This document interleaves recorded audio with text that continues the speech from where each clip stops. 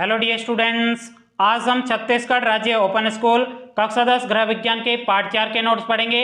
इससे पहले हमने तीनों पार्टों के इंपॉर्टेंट नोट्स पढ़ लिए हैं। देखिएगा साथियों, हमारे कोचिंग के इन नोट्स में से ही आपकी परीक्षा में सभी प्रश्न पूछे जा सकते हैं, इसलिए आप हमारे कोचिंग के इन नोट्स को अच्छे तरीके से हमारे साथ साथ में पढ़ते रहिएगा। नहीं तो पिछले साल भी बहुत सारे विद्यार्थी फेल हुए थे, इस बार भी बहुत सारे विद्यार्थी फेल होंगे।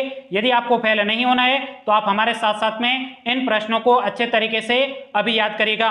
तो देखिएगा, हमारा पहला इंपॉर्टेंट प्रश्न है, भोजन पकाने का क्या महत्व है। यानी आपसे प्रश्न पूछा गया है कि भोजन पकाने का क्या महत्व है। देखिएगा साथियों, यह प्रश्न पिछले साल आपके बोर्ड के एग्जाम में पूछा जा चुका है, इसलिए आप इस प्रश्न को अच्छे तरीके से समझिएगा। तो देखिएगा, इस प्रश्न का उत्तर है, भोजन पकाने का निम्नलिखित महत्व है, जिसमें आपके पहला है, पकाने से भोजन सुपाच्य होता है। दूसरा महत्व है, पकाने से भोजन के रूप, रंग, स्वाद, गंध तथा आकर्षण में वृद्धि होती है। तीसरा आपके है, पकाने से भोजन लंबे समय तक खाने योग्य रहता है। चौथा है आपके, पकाने से भोजन सुरक्षित रहता है। तो ये आपके क्या है, 4 भोजन पकाने के महत्व है। चलेगा, बढ़ते हैं नेक्स्ट प्रश्न की तरफ। अगला आपके दूसरा प्रश्न है, मुख्य रूप से भोजन पकाने की विधियों का वर्गीकरण कितने प्रकार से किया गया है। यानी मुख्य रूप से भोजन पकाने की जो विधियां हैं उसका कितने प्रकार से वर्गीकरण किया गया है, इसके बारे में आपको पूछा गया है। तो इस प्रश्न का उत्तर है, मुख्य रूप से भोजन पकाने की विधियों का वर्गीकरण 3 प्रकार से किया गया है। कितने प्रकार से किया गया है? 3 प्रकार से किया गया है, जिसमें आपके पहली है नम विधि द्वारा पकाना, दूसरी है शुष्क विधि द्वारा पकाना, तीसरी आपके तेल या घी में तलकर पकाना।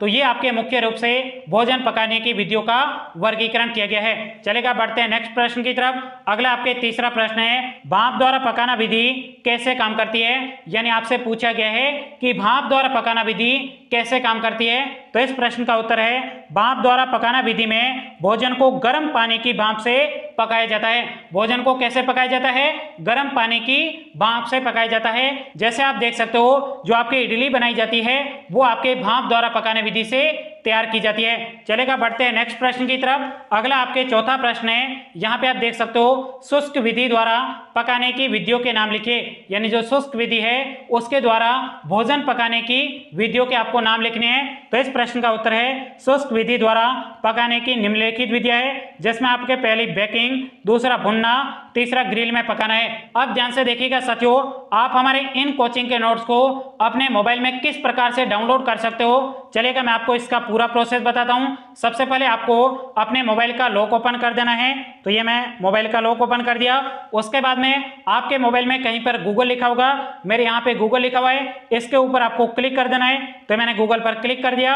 अब यहाँ पे आपको लिखना है MOST, उसके बाद में स्पेस EXAM, यानी आपको लिखना है मोस्ट एग्जाम। उसके बाद में यहाँ पे नीचे जो सर्च का बटन है इसके ऊपर आपको सिंपल तरीके से क्लिक कर देना है। उसके बाद में आपके सामने इस प्रकार से मोस्ट एग्जाम लिखा होगा, इसके ऊपर आपको क्लिक कर देना है। जैसे आप क्लिक करोगे उसके बाद में आपको थोड़ा सा नीचे आना है। यहाँ पे देखिएगा लिखा हुआ है छत्तीसगढ़ राज्य ओपन स्कूल, और उसके बाद में यहाँ पे जो क्लिक लिखा हुआ है इसके ऊपर आपको सिंपल तरीके से क्लिक कर देना है। उसके बाद में आपको थोड़ा नीचे आना है। यहाँ पे आप देख सकते हो लिखा है छत्तीसगढ़ ओपन स्कूल कक्षा 10 नोट्स है, और उसके सामने क्लिक है, इसके ऊपर आपको क्लिक कर देना है। क्लिक करने के बाद में इस प्रकार से आपके सामने छत्तीसगढ़ ओपन स्कूल कक्षा 10 के सभी विषयों के नोट्स खुल जाएंगे। यहाँ पे आपको गृह विज्ञान के नोट्स देखने हैं, तो गृह विज्ञान के आगे क्लिक लिखा हुआ है, इसके ऊपर आपको क्लिक कर देना है। क्लिक करने के बाद में आपके सामने इस प्रकार से गृह विज्ञान के सभी पाठों के नोट्स खुल जाएंगे।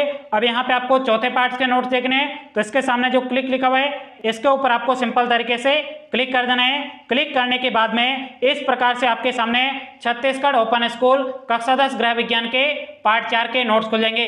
आई बात आपको सामने, तो यहाँ पर आपको भी आप यहाँ पे सिंपल तरीके से नोट्स पढ़ सकते हो। अब देखिएगा साथियों, अगला हमारा प्रश्न है, भोजन पकाते समय कौन से पोषक तत्व नष्ट हो जाते हैं। तो इस प्रश्न का उत्तर है, भोजन पकाते समय निम्नलिखित पोषक तत्व नष्ट हो जाते हैं, जिसमें आपके विटामिन ए है, दूसरा है आपके विटामिन बी कॉम्प्लेक्स है, तीसरा आपके विटामिन सी, चौथा आपके प्रोटीन, और पांचवा आपके खनिज। ये आपके क्या हो जाते हैं, भोजन पकाते समय पोषक तत्व नष्ट हो जाते हैं। आई बात आपको समझ में। चलेगा, बढ़ते हैं नेक्स्ट प्रश्न की तरफ। अगला आपके छठा प्रश्न है, पोषक तत्वों का संरक्षण किसे कहते हैं। यह प्रश्न पिछले साल आपके बोर्ड के एग्जाम में पूछा जा चुका है, इसलिए आप इस प्रश्न को अच्छे तरीके से समझिएगा। तो इस प्रश्न का उत्तर है भोजन तैयार करने व पकाने की प्रक्रिया के द्वारा पोषक तत्वों को सुरक्षित रखने की प्रक्रिया को पोषक तत्वों का संरक्षण कहते हैं।